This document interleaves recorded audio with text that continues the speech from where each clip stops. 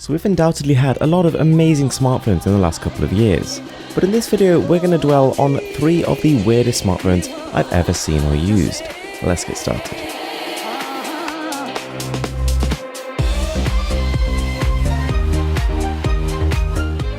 So let's kick things off with the Oukitel K10000, and this one's made the list because of its preposterous dimensions.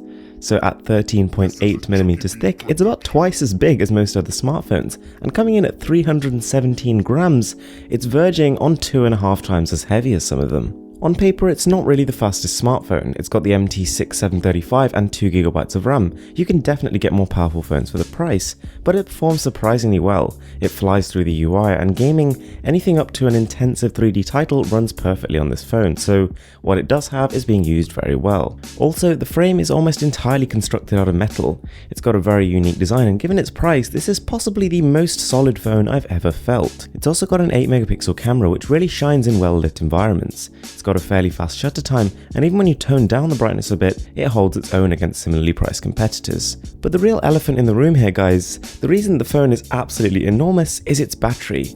As you may have guessed from the name, it's got a 10,000 mAh capacity, which with conservative usage can get you through about 11 days of continuous usage. That's madness. So then we've got the Takee one, and from its appearance, it's a pretty indistinguished device, but this thing has an ace up its sleeve.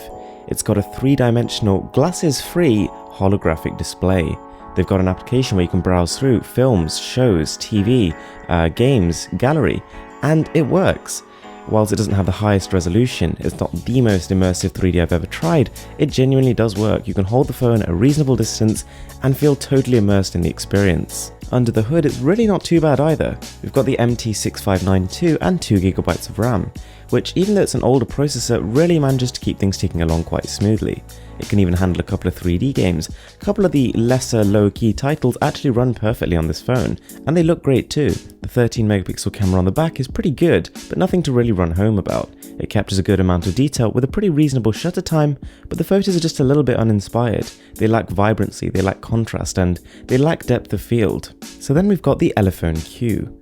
No holographic display, no huge battery, but this time the screen is 2.45 inches. This phone is absolutely tiny. Made for younger children, you can basically fit this into the palm of your hand, let alone your hand. You're never going to have the problem of not being able to reach your corner, and it's honestly quite refreshing seeing this because it's a fully functioning Android device. Whilst it does run an older version of Android and it's heavily skinned, everything you could do on your larger device can be done on this. With the MT6572 and 500MB of RAM, this is not a powerful device. It barely completes the Antutu benchmark, and it's not going to play much more than Crossy Road in terms of games. But having said that, seeing even any Android game running on something so small is kind of unusual. It's quite eye-catching. So guys and girls, there you have it. Those are 3 incredibly weird smartphones, all differentiated in their own unique ways. If you did enjoy the video, be sure to smash that like button. And if you're not already subscribed, I would really appreciate it if you did that now. With that being said, I'm Mrwhosetheboss, and I'm signing out.